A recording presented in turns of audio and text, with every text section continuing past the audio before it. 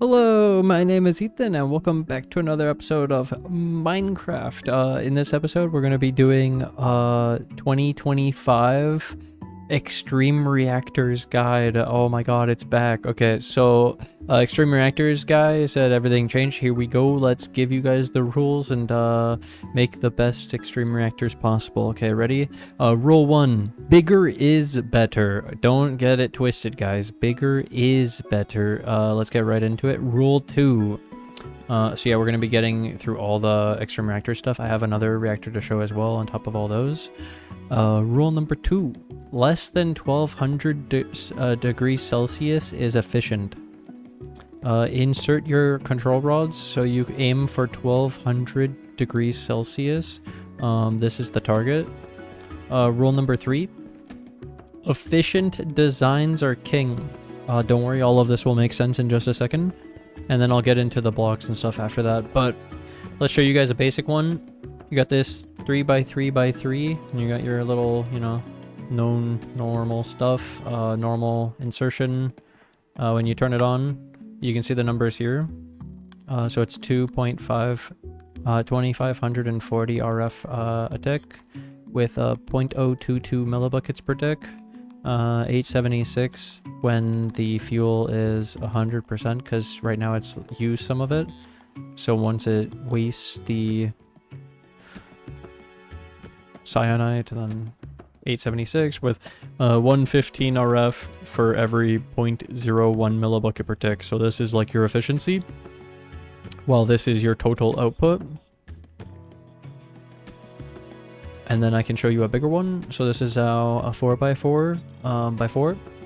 And so remember the first rule, bigger is better. Okay, so bigger, we got up to apparently 13,130, and then our millibuckets per tick went up by like quadruple. Our temperature went up to 963, but don't worry, we're still under 1200, so it doesn't matter. And then look, 147, this was 115, so I'll show you the 0.89, 1313 when it was at the 100%, and the temperature is a bit lower than where it was because it was 963 when it was full power. So it's all relative. 960 because it came down a bit on the power, because it came down a bit on the fuel.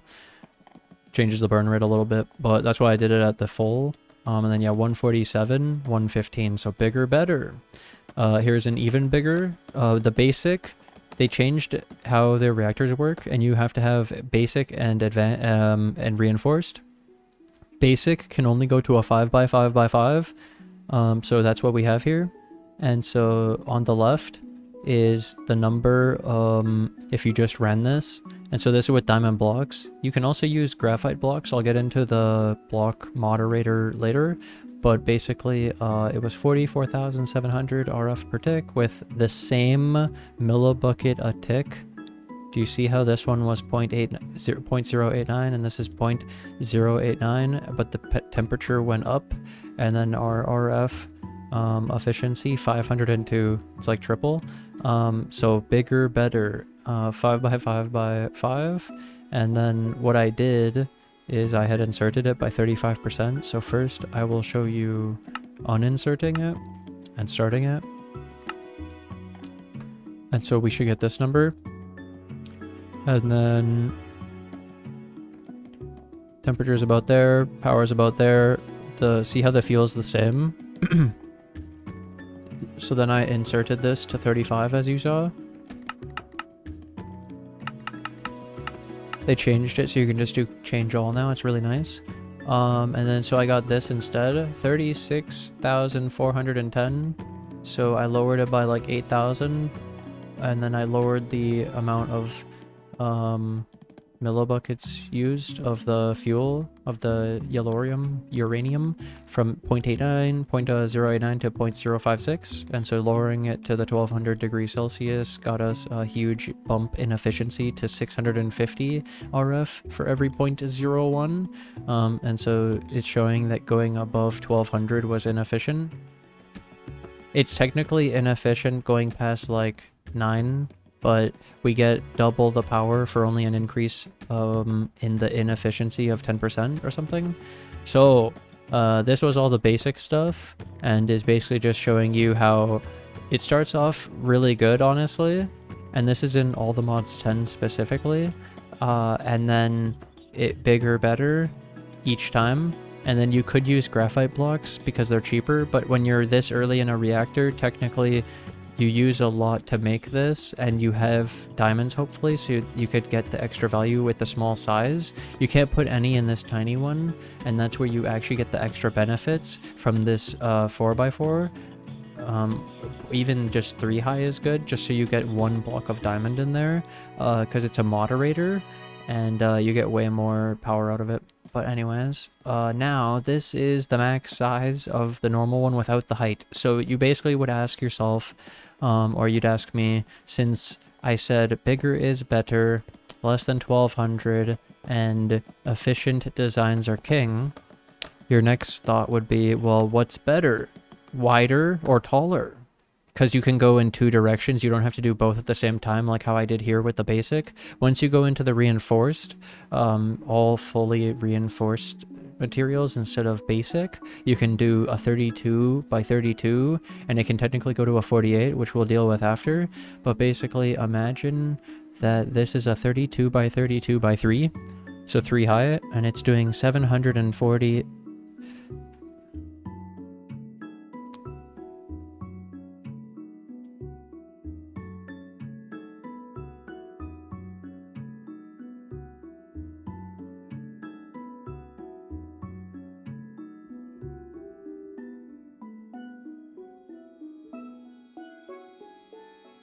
Okay.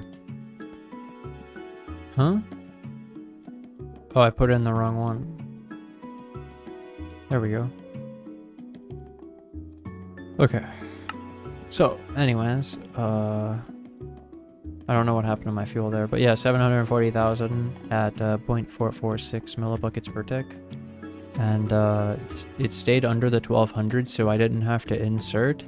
So this actually shows that this design, you could actually have more fuel rods. This is too efficient of a design at this width and this height. So 32 by 32 by 3, this is too efficient, and you could technically have more fuel rods, but it's really like not easy to add fuel rods to this and still be worth it. So anyways, and then I'll show you how you could actually improve this design when you go bigger, because it's only when you're still under 1200 that you should have these extra ones, because honestly, most of the time you want your control rod, I have some extra tips after, but you want them 4 away from the casing. You don't actually want your rods touching casings normally, but when you're at such a small size, it's actually impossible to have a rod not within 4 blocks of a casing. Do you know what I'm saying? And then at this size, I was showing how it's still under the 1200, it's 900. And so yeah, 900, we got the 0.446, and then we have, so I took like one of the higher numbers, and then yeah, the power, it varies because of how it fills and how it consumes and the temperature, and it's the reactivity also. See how it says how heavily irradiated the core is? Higher levels of irradiation reduce fuel burnup, and so you can actually have it where the rods touching each other create more fuel reactivity, which actually gets you more fuel efficiency, which you would think like, why would irradiating the core be actually a good thing? But yep, and then you actually don't want it into the casing. You want to have it as the moderators usually, where it hits it this shit, and when it goes through 4 blocks of this and then the casing, it's a lot better. So yeah, the main thing was that the temperature was really low, and I didn't have to insert, and the power is really high. And so you could see like, yeah, imagine 20 times this. Obviously we use like 10 times the fuel, but we're getting 1659 RF for every 0.01. So I still continuing. Bigger is better, like not only in efficiency, but also our total output. And yeah, the temperature actually was lower on this than this, which is kind of surprising probably. Now I'll show you this big guy, and I had some creative vending upgrade to make it easier for myself, where I had that issue on the last one and I should have had it there too, I guess. Okay, anyways, let's enable this. So it started like this. I'm not gonna uninsert it because you believe me at this point probably. Fine, I'll do it. Home 2. I had a home, so this is at 89, remember that? Let's change them all. And you can tell I used graphite for the last 2. This is to show you don't need diamond blocks, and it's actually just mostly about bigger is better, efficiency, the design, and the temperature. And it's less about that block inside. I'll show you that more after I have those to show and some extra tips. But anyways, 12.8, it's continuing, and it goes up to 13.4 with 19.5 millibuckets burned a tick. It's so much. This was less than 1 and now it's 20. So this is because you went 48 high. And so I would recommend width and then height. Always have. And technically you can change it in the config to be able to go 48 wide instead of only 32. But yeah, you have to edit the config, I'm pretty sure. And then yeah, so there's the 13.13. I think it goes to 13.14 when the next ingot goes in perfectly. There we go. Okay. And then that's the 2710. Okay, now let's go insert it because this is too high of a temperature, 2700. 89. So I could start with this. There we go. I was supposed to take the home 1 teleport, but this works. And now to get it low fast, I turn it off because it drops by more than 10. And then I'll turn it back on at 1200 so I don't have to wait. This is also a trick. You just saw it here. Technically, you can have it ramp up to the temperature very quickly, and it takes a long time for it to actually cool back down. So in some of my worlds, I set up redstone to temporarily turn it on for like 5 seconds and then turn it off for 30 seconds. And as it cools down, it's still producing a high amount of power. This was real power output while it was cooling down. But yeah, you can see that we took it from the 20 millibuckets per tick to 2. 1200 and then 5.7 million, and so 2668 RFs for every 0.01 millibuckets per tick. So even going taller where we hit the crazy high temperature and we were hitting 13 million, it's still more efficient when you reduce it down to the 1200. And like I said, you could do 900 and it's technically more efficient, but it's only 10% more efficient, where you're getting double the power output and double the fuel usage. But it's still, you're getting double the power, so then it's only the 10% less efficiency, which is really worth it, because double the power for only 10% less inefficiency is insane. And then I have another one that I have to show you. It's a different world though, and the main thing I was showing is 1659, and we only got the 740 total from this. So that's one of the downsides with the big wide, is it didn't have gigantic power output. It was really good. It's amazing. It's 20 times that, but technically, like, this being 5.7 million is a lot. This is a lot, while having really good fuel efficiency. Okay, we have another one. And then I have to go back to this to show you the extra. And then I have a world that I'm doing right now as well. But yeah, it's basically, the main things are bigger is better, and that you want efficient designs, but you don't need to worry about the most efficient. You would rather worry about what's easy to build. And then you also...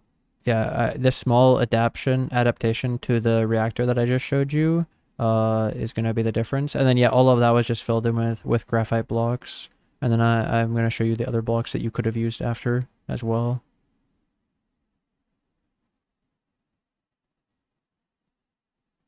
The main thing with this reactor that I'm about to show you is it's the same thing that we just saw, except all it's missing is the 4 blocks next to the edge. So you can, I'm tiny in this one because of, don't worry about this one. Okay, so then, this was a play world for fun. I had a lot of fun with this. But anyways, 4 blocks away from the casing. So, this is the tinier one, I'm pretty sure, though. And, so I'll show you 2 things. I had it automated with ME. Anyways, so 2 million, 1200, less than 1. It was really efficient. But you can see that you have to insert a little bit. It's a little bit wider or taller. It's not just 3 tall. And so you could see I was messing around with a bunch of designs, but I liked this one a lot. And then making it just big enough. Like, it's still getting 2 million, and it's not even 48 tall. Like, this is really good. And now I had another one where I did checkerboard pattern, and to be honest, yeah, 2,000,000, 1,200, and the point. It's basically the same, but instead you have to build this, which is way more annoying than the really easy one that I had down here. Which one would you prefer? Anyways, this is the big one, and you can tell that I didn't use the glass because this was a normal actual world I was playing, and so this is how I built it in this one. And so yeah, 4 blocks away, and underneath this is just graphite blocks. Oh, I know, I did unobtainium in this one. Yeah, sorry. I had a crop of unobtainium, and I had too much of it, but in that world where I was showing practical. So anyways, this one, the 4 blocks away, let me show you now. And watch how fast it heats up. Oh, it's also that I ruined it. I have to wait.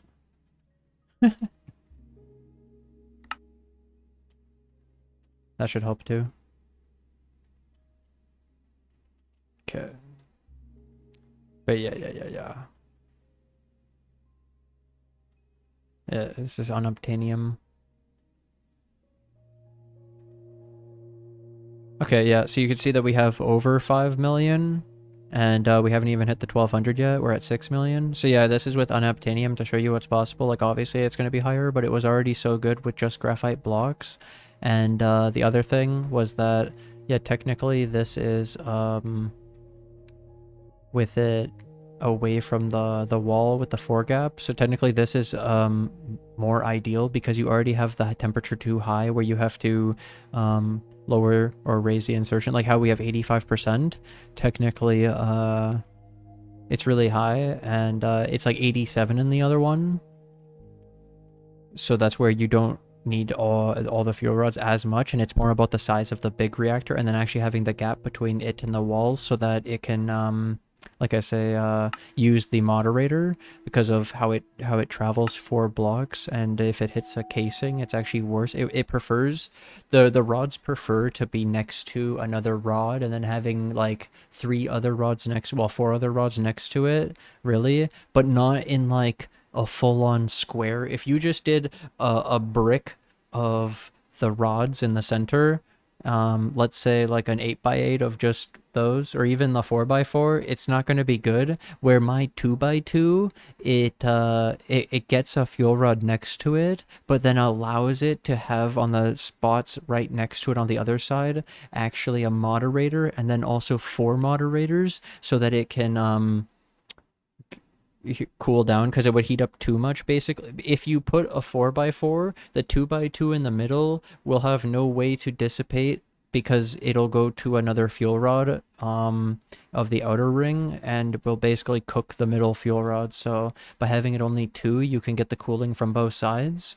But then yeah, technically, like I show in this one, the fuel rod touching the wall is actually bad, and you would prefer some of the graphite to moderate. But I showed this one to show that it's still actually really good even if you still don't leave the gap. And you don't have to worry about it. So yeah, now we get back to this. So graphite, diamond block, all the modium, vibranium, and unobtainium. So graphite is cheap because it's just coal, and you should have way more than the diamond, but diamond is better. Don't worry about it. If you can't use all diamonds, just use graphite. It's really cheap and easy. It looks pretty good too. All the modium's better, vibranium's better, unobtainium's better, but it's rare, and these are easy, and also not always a thing in every pack. So these are the ones that are more, this is from the mod, and this is standard Minecraft. So that's why. See, this is also why I put this here. Liquids, if available, because these ones are not available in this pack. So in the past, we've had destabilized redstone, liquefied ender pearls, or flowing liquids. So like my example is, you don't need a source block. So with water, you know how when you put a water bucket down, it flows? So you can actually break the block underneath it. You wouldn't use water in this case, but let's say you had some expensive liquid and it flowed. You could do this to fill the reactor, and you just have to put the liquid at the top layer, and even you can have it spread out like this, and then you could destroy the floor underneath it and have the liquid fall to fill in the reactor from one source block. So yeah, it doesn't have to be source blocks for this. So liquids are good, but not always a thing like in this pack. And so I'm not going to give you any actual examples in this pack for liquids, but that's how I would do it if I was you. And then the extras. Extras. Rods like to touch far away from the wall. Moderator in the gap. Many viable reactor builds. Build the easier one instead. Don't worry about it. Worry about the control rod insertion for the optimum temp. And the optimum temp being 1200, and then you want efficient reactors, and it's pretty much what I showed you here, and my bigger is better. So this was pretty much how you would scale up in your actual playthrough. And then really you could keep the basic because you can't use it in the reinforced, and you could just have a decently efficient reactor. Technically I pointed out though that as soon as you get a bigger one, it's actually, this is a waste of fuel, but it's still a good decent amount of power, so you could do it for that. But yeah, it's funny how bigger with the reinforced and all this is better use of your uranium, unless you have extra because of, like, let's say magical crop, mystical agriculture, chickens, whatever source of uranium, your quarry. Well, either way, this should be the only video you ever need to make the best extreme reactors you've ever made, and actually the most efficient ones, and have the best time and the best power, and you can have the best time playing modded Minecraft you've ever had now in 2025. The revised, updated version of my extreme reactors guide. Hope you guys enjoyed it. Thanks for watching. Thanks for hanging out. If you guys are new to the channel, and if you guys have ever used a reactor, then hit that like button, and if you guys hit that like button, then hit that subscribe button so you guys are notified of the next videos of when I actually probably upload a playthrough of all the mod 10. Thanks. Bye.